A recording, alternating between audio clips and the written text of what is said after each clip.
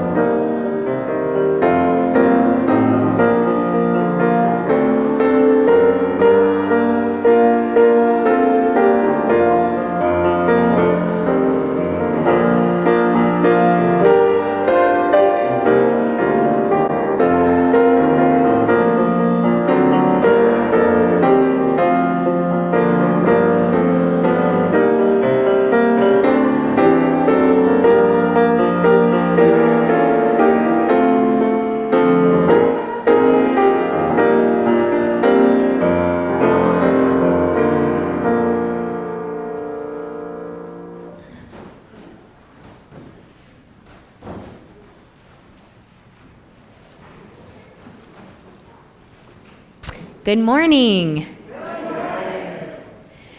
I'm Reverend Annie Gonzalez, your acting senior minister, and I'm so glad to welcome you to First Parish in Bedford this morning, where we have been gathering in hope and compassion and strength for generations and generations.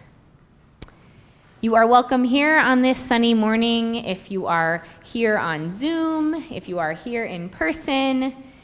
You are welcome this morning if you came so enthusiastically to church, or if you came begrudgingly, kind of thinking it might have been nice to go for a bike ride or stay in bed.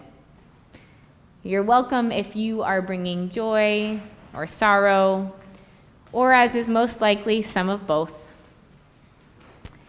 If you are newer to this community and you would like to connect more deeply, you are very welcome and encouraged to fill out a blue connection card if you're here in person, or to look on our website for more contact information if you are joining online. I want to draw your attention to two quick announcements before I turn it over to our search committee, who has some more to share with us this morning. One is that there's a concert on October 23rd, next Sunday at 3 p.m., and there's more information in your order of service and in your parishioner, so do check that out. It should be a wonderful concert with Dan Kennedy.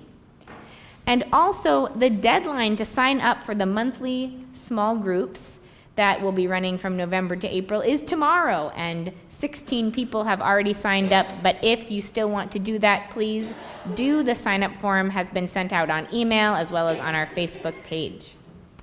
And with that, I do want to turn it over to our search committee to make a brief presentation to us this morning about the important work they're doing to help us find our new senior minister.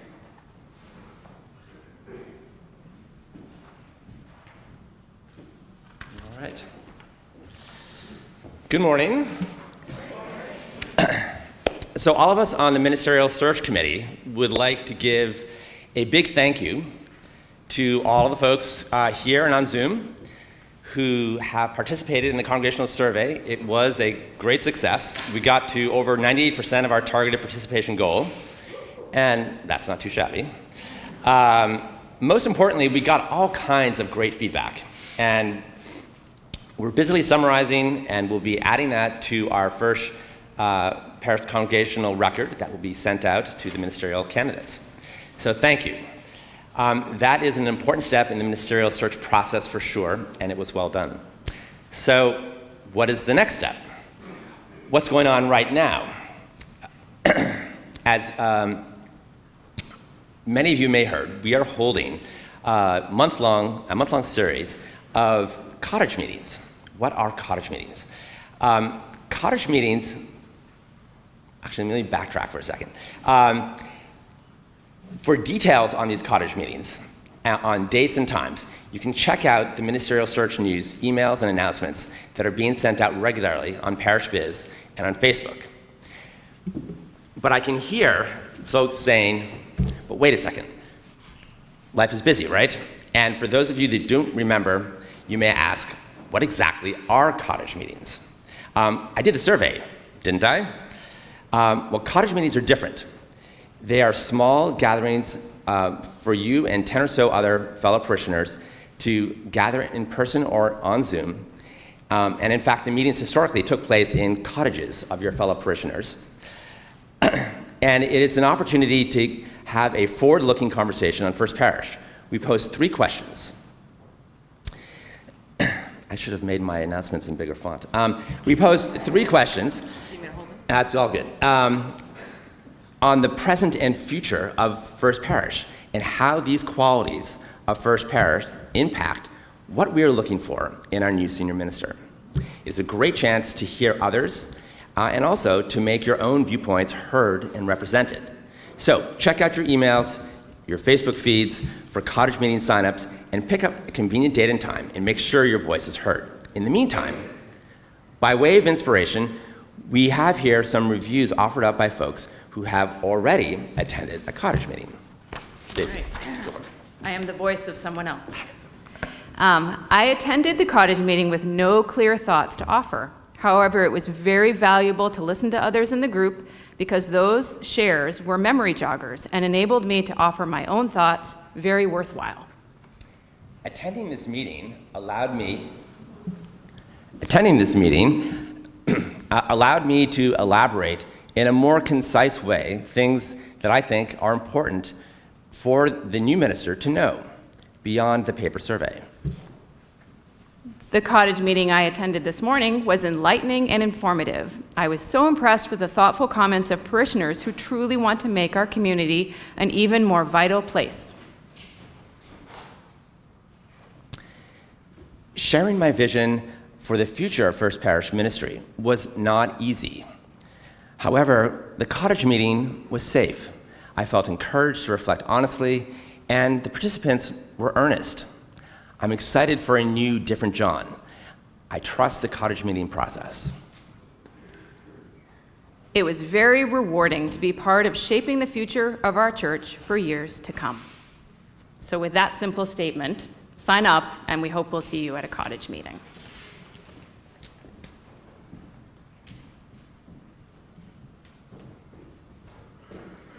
I also want to commend our search committee for meeting with other focus groups as well. We had a couple representatives come to our junior youth group on Wednesday, and I was very impressed with our middle schoolers who filled out their own kid version of the survey that they had put out to the congregation and brought some thoughtful feedback and questions about the process. So we're really engaging the whole community here, and it's pretty exciting work. With that, let's rise as you are so moved in body or in spirit to join in our unison affirmation printed in your order of service, first in English and then in Spanish. Love is the spirit of this church, and service is its law. This is our great covenant, to dwell together in peace, to seek the truth in love, and to help one another. El amor es el espíritu de esta iglesia, y el servicio es su ley.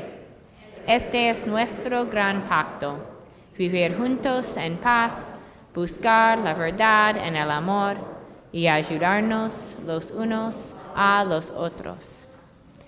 Now I'm delighted to turn it over to Reverend Megan Lynes, who's going to do a Time for All Ages story for us this morning.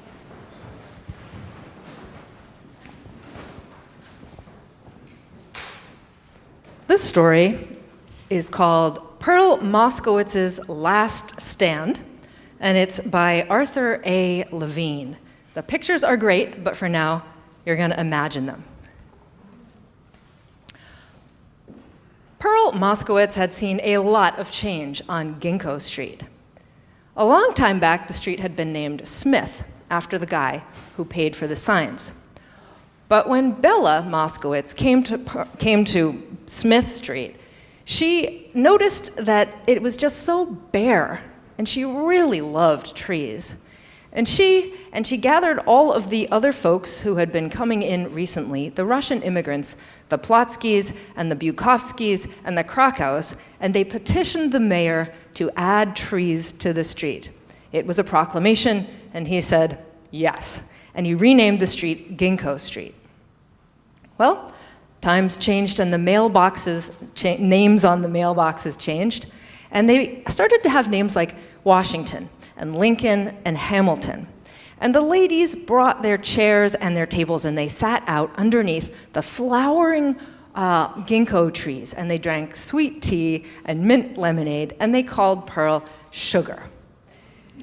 And then over time, the Diazes came, and the Ortegos, and the Guerreras, and they taught Pearl the Latin beat. And when little Roy Guerrera had a birthday party, they let her whack down the piñata. Well, the sisters of Pearl Moskowitz, Selma, Wilma, and Velma, all got married under Albert Schweitzer's tree. And then one day when the lightning came and knocked it down, they all ran outside with their hands towards the sky, crying for the orphan leaves. The times kept going by, and the Chens, by the time the Chens and the Lies moved in and sat under the tree, sipping tea and eating their noodles with long chopsticks, everything was looking slightly different on Ginkgo Street. A couple of the trees were still left, but really there was only one, and that was the sturdiest, strongest, most aligned, and forever feeling tree, not unlike Pearl herself. Then, one day, everything changed. A big white van pulled up beside the ladies who were sitting there reading. Pearl was being read to by Sue Lynn, and Valerie was looking on. And a man, a tall, thin man, got out of this white van, and he sidled up to the ladies, and he said, "Folks, I'm sorry, but you are going to have to move. I have orders from the town, and I can't just have you sitting here while I chop this tree down.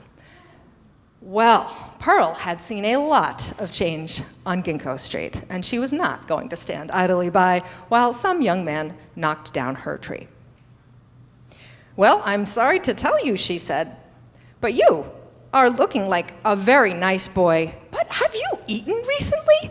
You look a little thin." And the tall, thin man with the long, thin tie said, "Well, I did skip breakfast." And she said, "You could use a little nosh. Ladies," and off they went, and out came the knishes and the bagels and the lox and the cream cheese and the bowl of steaming noodles.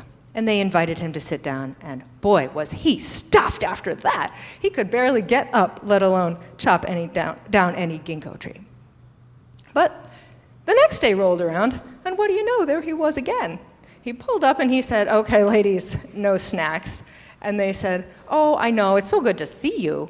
You look a lot like my nephew, Joseph. Let me get you out a picture." And they got out the wallet. Pearl got out her wallet and unfolded that flap-duper thing with all the photos, and for every photo, a story. And soon, all the other ladies got out their little wallets with pictures, and they said, "Oh, honey, sit down. We have a story to tell you." And there he sat, exchanging stories for a long time. The third day, the tall man with the long mustache and the long necktie showed up, and he said, "No more tricks. I mean business today." And Pearl was not having it. There was no one around, and she said, I guess you have pushed me into this." And she stood tall from where she had been fixing the chains on the bike of little Roy Guerrera's bicycle. And she pulled the chain out from the bicycle, and she wrapped it around the tree trunk and around her own trunk, and she asked Roy, "Could you give me the lock?" And he snapped the lock right around her belly. And then she told Roy, "Go and get your mama and the other ladies. Time to play some canasta." And all the ladies came, set up their table under the giant, gorgeous ginkgo tree, and got out some food. And there were sweet little knishes, and there were some of those powdered donuts. And Sue Lynn got out her sesame noodles and a Twinkie, and she gave some to Pearl as she stood there. And the ladies played their canasta, and then they turned to Pearl and said, "Are you doing okay?" And she said, "I'm fine, and I will be here as long as it takes." Well, people started looking out their window and wondering what all the commotion was, and they decided it was kind of like a party, so they brought their baseball bats and their baseballs, and then they brought their roller skates, and they started some music. And soon it was the best party that Ginkgo Street had ever had. And the news reporters showed up and listened to Pearl on the evening news, and she said, "I just want some justice." And at long last, the mayor showed up in his long black limousine, and he said, "And justice you shall have."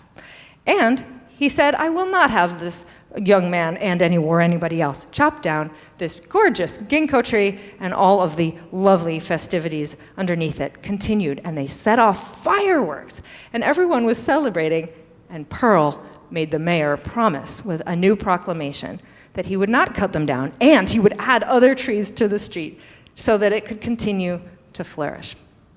And Pearl, who had been unchained by that point by little Roy Guerrera, gathered up the mayor and the man and the electrician, headed them upstairs to her apartment, and said, "Now you get to have the best noodle kugel, sweet and yummy and delicious."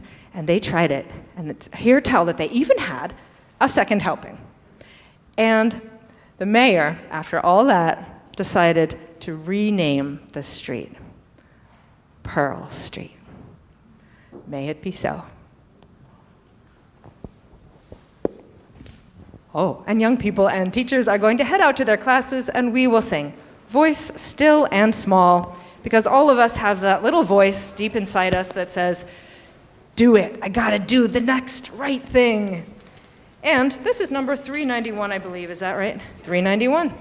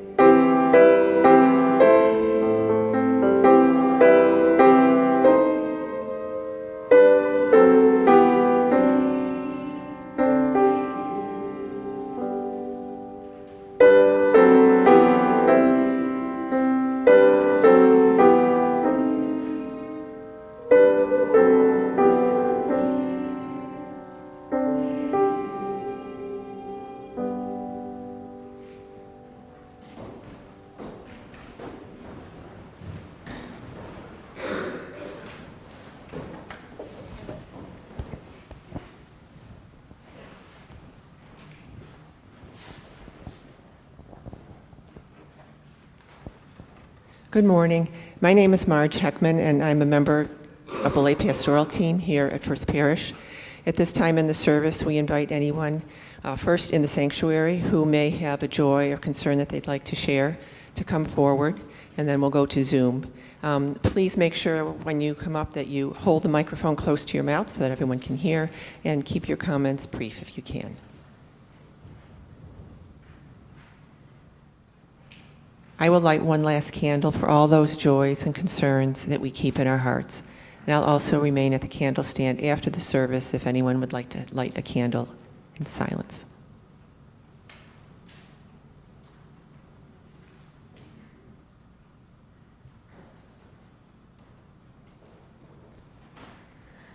Our reading this morning is from the blog of Adrienne Marie Brown, who is an organizer and artist, and this is from July 2015.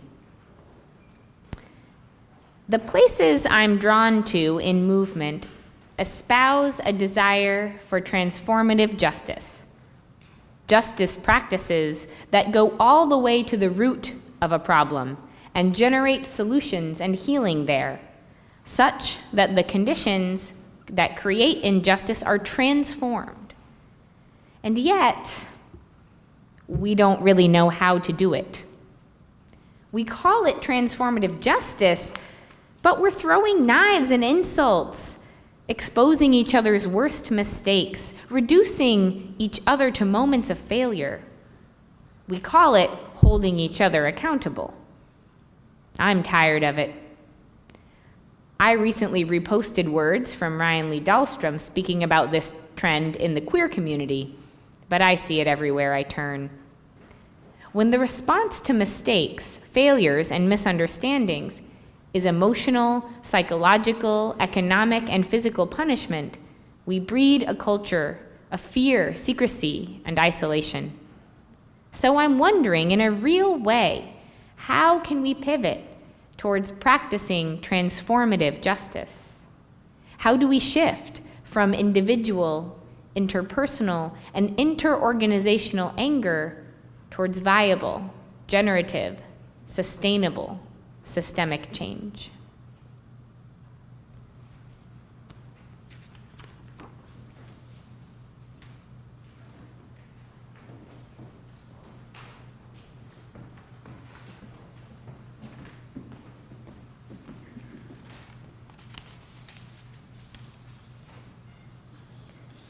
I never do this, but I feel like I made this one error in the middle of my telling of that story, which is to say, the mayor made a proclamation to take down all the slums, and that's what she was fighting against, slums.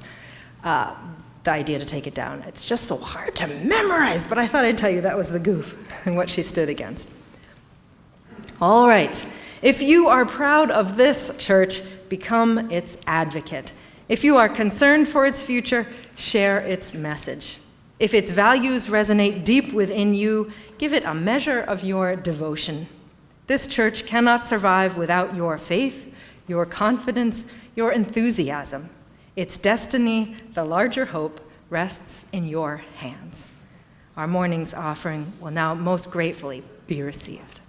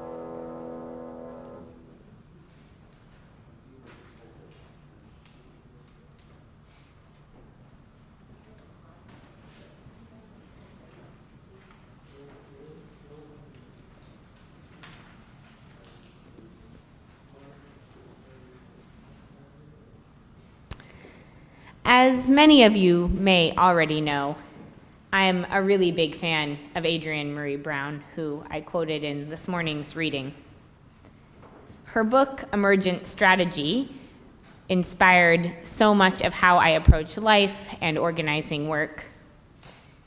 In that book, she draws on Octavia Butler and uses lessons from sci-fi literature and the natural world to help people come up with principles for doing social change. And I particularly love the questions that she posed to us in this blog piece from 2015. How can we pivot towards practicing transformative justice? I like how Adrienne Marie Brown often reminds us that we need to practice what we preach and that we need to practice at the interpersonal level as well as every other level. I appreciate that because it is indeed super freaking hard. In the blog post, she's reacting to a culture of some level of shame and hostility that perhaps all of us have encountered at some time or another. A sense that if you screw up, if you step out of line, if you stray from saying the right things, you will be shunned. And that whole cultural discourse around what was once called call-out culture and is now sometimes called cancel culture is a really complex debate. And I think one really helpful antidote to getting stuck in all of the pros and cons of calling people out and canceling celebrities is to actually pivot back to what can we practice in our lives. One of the big reasons that interpersonal conflict, or even just the threat of interpersonal conflict, is so hard is because it puts us in survival mode. As I talked a little bit about on October 2nd in my sermon about belonging to each other, human beings evolved and are biologically wired for belonging. It is our ability to take care of one another and be relational that allowed us to survive as a species. And so it's understandable that when we feel that our belonging in a group or a core relationship with another human might be threatened by conflict, that we go right into animal survival mode. It is very common for us humans to, in the face of some kind of rupture in a relationship, in the face of someone saying something hurtful or upsetting, to go into fight, flight, freeze, or appease, those modes of survival that we evolved to engage in when we're under serious threat. I have a distinct memory of the first time I went into a fight mode like that without any cognitive activity. I was in high school, and I was in theater class at my boarding school, and my theater teacher, Tim, who I adored, was leading our class. A student who was not part of our class came into the room we were in. It was the theater building. It was a large room, and part of the room had closets to other arts spaces. And this student walked in and started walking towards one of the closets. And Tim stopped her and said, "Why are you coming into my classroom?" And she said, "Well, I'm getting my art project." And he said, "Well, this is my classroom. You need to knock and you need to ask permission to come in." And I was a little surprised because Tim usually was a pretty chill teacher, but the girl went outside the door and knocked and said, "Can I please come in and get my art project?" And then Tim said, "No, you may not."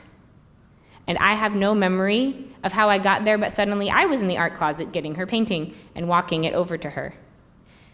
And then I was telling Tim, how dare he say that she couldn't get her art project when he brought his own child to our class, and that was much more disruptive than having a student walk through. And then I spent the rest of the day totally panicking because I had disobeyed and yelled at my favorite teacher, and that was not something I did.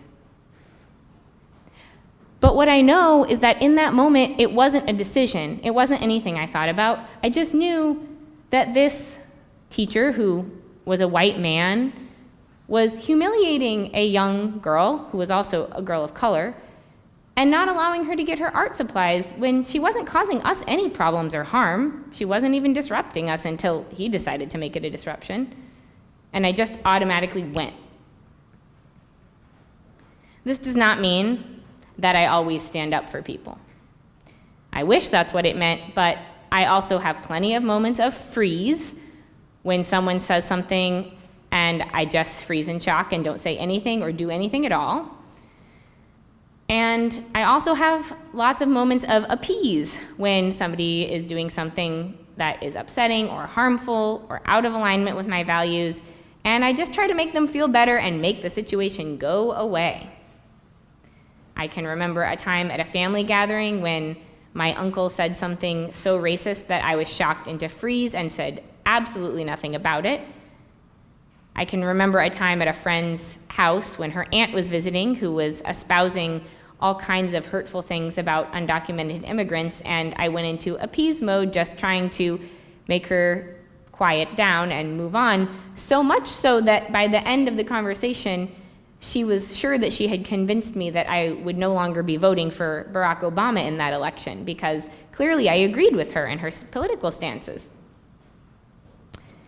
And I have definitely had moments of flight, mostly choosing to just ignore things that I'm clearly overhearing or clearly seeing online, unfollowing people who I know are going to upset me, and just trying to get away from the conflict. It takes real courage, though, to do a different kind of thing. To do the work of real engagement that some people have termed calling in. The term calling in came from the term calling out, which generally indicated some kind of more public and perhaps more aggressive chastisement of someone who had done wrong or said something hurtful. The idea of calling in was supposed to be an antidote to calling out, the idea that rather than telling someone, you've done wrong, you say, hey, did you mean to do that wrong thing? That was hurtful. Come back. Come back to who I know you to be. Come back to our community's values. And the term is particularly appropriate for Unitarian Universalists who often speak about returning to covenant. We covenant together, we make sacred promises to affirm and promote our 7 principles, and often we make more specific covenants with each other, whether that's in a Sunday school class or on the board or another committee. And we have an opportunity to call people back into covenant if their behavior or words are out of alignment with those values that we promote and affirm.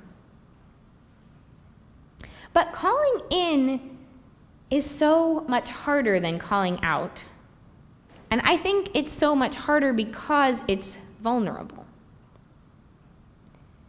Brené Brown, who has done very famous work on vulnerability, notes, vulnerability is not winning or losing. It's having the courage to show up and be seen when we have no control over the outcome. Vulnerability is not weakness, she continues. It's our greatest measure of courage. And I think that's exactly why calling in is so scary. Because if we do it right, we are being earnest and we are showing who we are and what we care about. And we have no control over the outcome. We are being seen in a situation we cannot control. The person that you're addressing could yell, insult you, cry, break down, dismiss you, walk away, blast you on social media. They could do any number of things that you have absolutely no control over. it is our greatest measure of courage. This is something I've often explained to people when I have my moments of fight autopilot and confront someone. And oftentimes afterwards, people will say to me, "Oh, that's very brave. I admire your courage." And I say, no, that wasn't brave. That was just me acting from my animal brain without any thinking. Brave is when you choose to engage in a vulnerable, heartfelt way, when you choose to really call someone in. Adrienne Marie Brown has some advice in that blog post that I read part of in the beginning about how we might practice transformative justice in our daily lives, how we might approach moments of conflict or moments where someone has done harm or moved outside of our values, and how we might approach those moments with a transformative justice mindset. Her first advice is to listen with why as a framework, the question why. And she writes, "In my mediations, why is often the game-changing, possibility-opening question.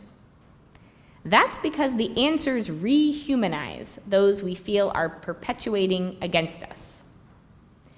Why often leads us to grief, abuse, trauma, mental illness, socialization, childhood, scarcity, loneliness. You get the point." It aligns quite clearly with all that I learned from the What Happened to You book that I also previously referenced in a sermon, the book by Oprah and a psychologist that looks at how what happened to us, especially what happened to us as very young people, can influence our brains, wiring for the rest of our lives.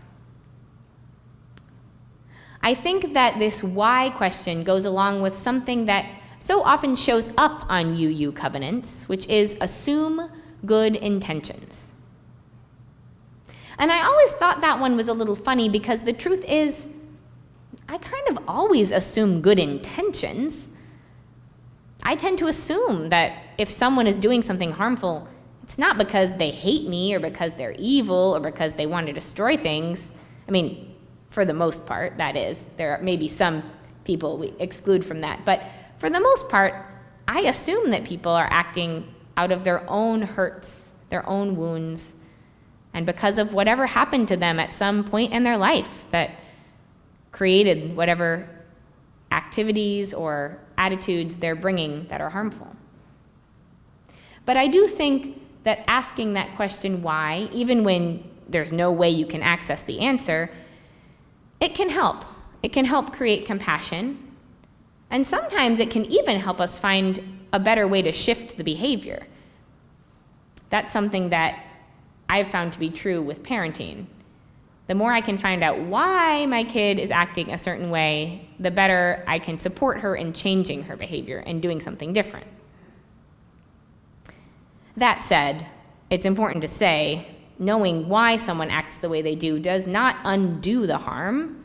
It's not an excuse, and it doesn't create accountability, nor does it always help with behavior change. The second thing that Adrienne Marie Brown suggests is to ask yourselves, what can I learn from this? Always a really good thing to ask yourself. This, as I mentioned, was written in 2015 at a time when Bill Cosby's sexual assaults were in the news, and she gives an example. She says, for instance, Bill Cosby's mass rape history is not a lesson in him being a horrible, isolated mass rapist. It's a lesson in listening to women who identify perpetrators, making sure those perpetrators are not able to continue their violence, but experience interventions that transform them and make that injustice impossible.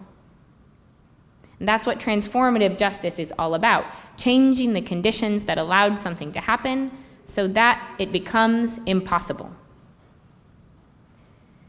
I've definitely experienced the importance of this framework.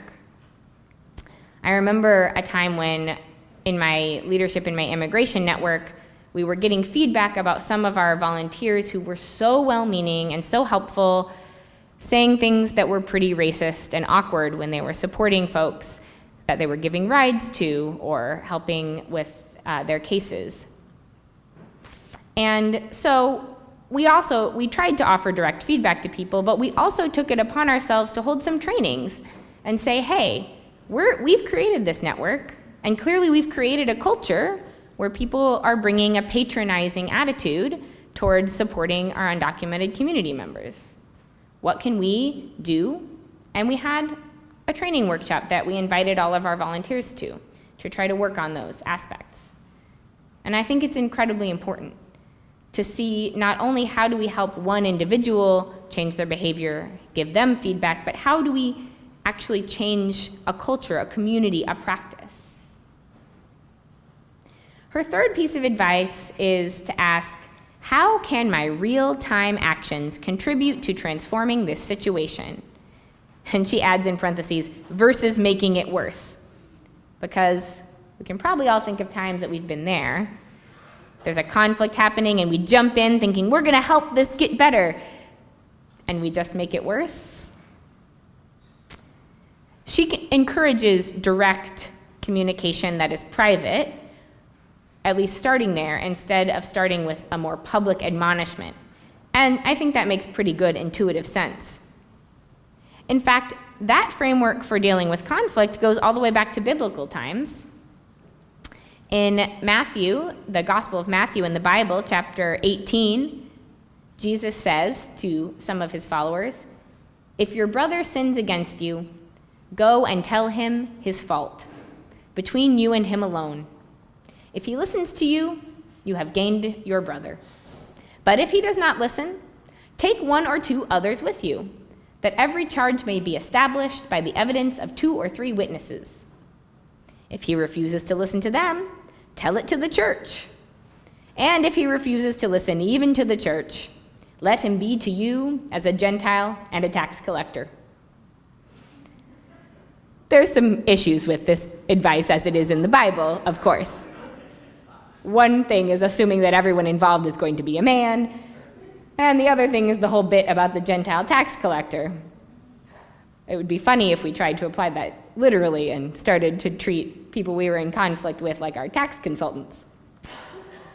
But that said, I do think there's some real merit to this framework that he advises. I think there's a reason that it has survived for so many years. You start by going to the person and saying, hey, that wasn't cool, that hurt me, I think this was a problem. And if they don't listen, then maybe you involve another person, someone with more authority, someone who knows them better. And if they still don't listen, apparently you tell the church. But really you can tell a larger community, get the whole community involved. This gradual escalation, it allows for, first of all, people to not have to be immediately put on blast, as people like to say. It also gives someone leverage. And this is where I want to take a moment to talk about power dynamics. Because we don't live in a neutral world, and every single relationship we have has inherent power dynamics in it. If the person who has hurt or offended you is a friend with whom you share many identities, well, that's one thing. But what if it's someone who supervises you or someone you supervise? What if it's someone much older or younger, someone of a different gender, a different race, a different ability level? All of these aspects impact how we can engage in conflict, how we can give feedback, and what accountability looks like. And I think it's very understandable that a lot of people who've been generally not believed or disenfranchised by society are pretty hesitant to do that first round of go to the person directly. I know that a lot of women are hesitant to do that if the person they're talking to is a man. I know that a lot of people of color are hesitant to do that if the person they're talking to is white. I'm sure there's many other identity patterns you could insert there, but you get my point. But I do like the idea of the gradual escalation. And I liked our story this morning so much because it gives a different form of that gradual escalation. Instead of going from talking one-on-one to telling the whole church, it went from offering food to chaining yourself to a tree. And I think that can work too, depending on the scenario you're in. You have to know what tactics are right for the situation. Pearl was up against the city, and she decided that ultimately bike chains were what she needed to go for after trying some of the much kinder methods.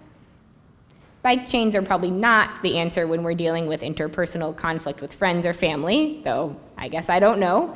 Perhaps some situations could call for that level. But I do, no matter what, believe that going directly to someone with feedback as a first move is the right thing. I remember a time when this was tested with me when I was working for the Unitarian Universalist Association. A young black woman who was working with my department had some feedback about my supervisor, who was a white man.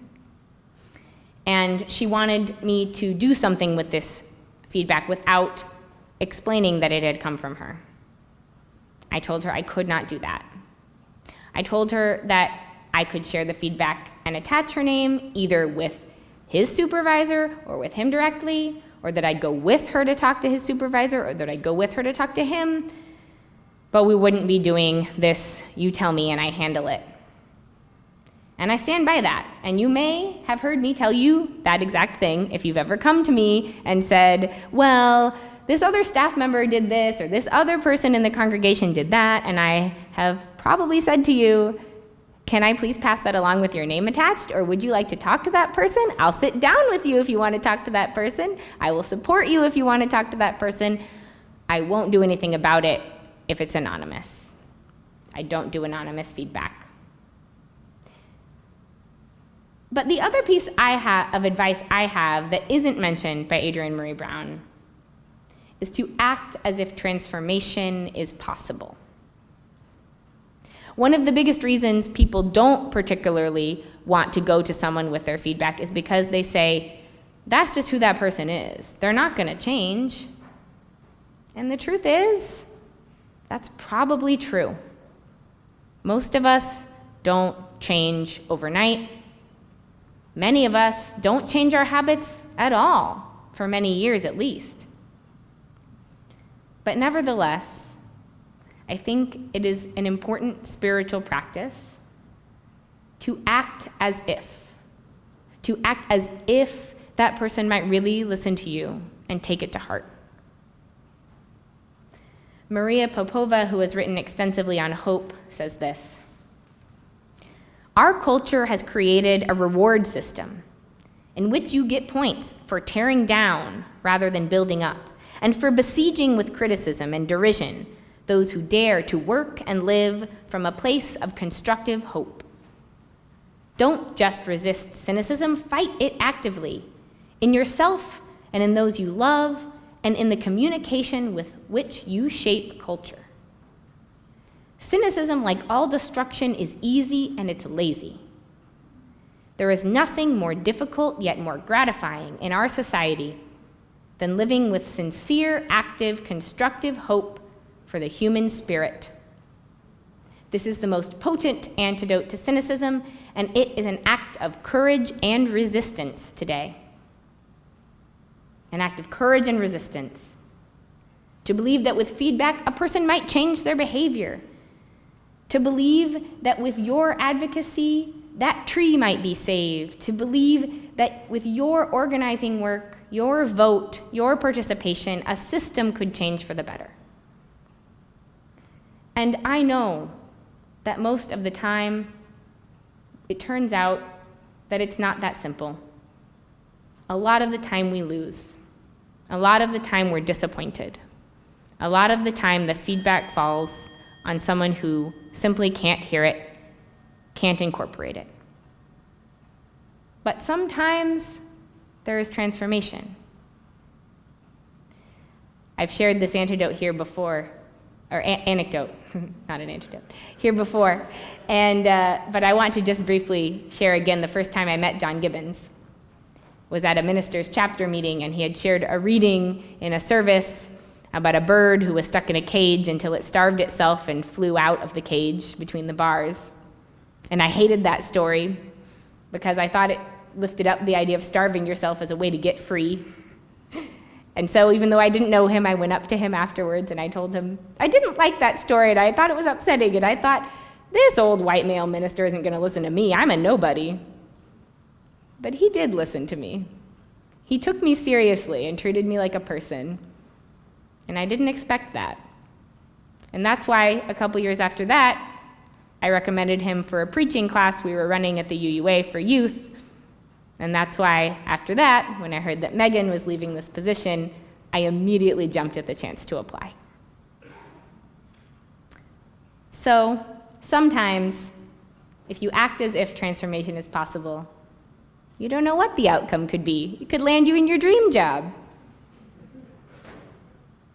So, let's have the courage to be hopeful and to be vulnerable, to fight the cynicism and the complacency, and to tell each other the truth with love. It's some of the bravest work I know. It's hard for me, and I don't do it perfectly. But the more we can practice this kind of transformative justice between each other, the stronger and more resilient our communities will be. Let us be brave and willing. Our closing hymn this morning is a song by Holly Near. You may know it or you might not, but if you don't know it, we will sing the chorus enough times that I'm sure you will catch on by the end of it. The song is called I Am Open, and the words are in your order of service. They're not in the hymnal because it's not in the hymnal, but please join in. If you know the song well, join in right off the bat, and if you don't, just sing along until you catch on. I think you'll get there pretty soon.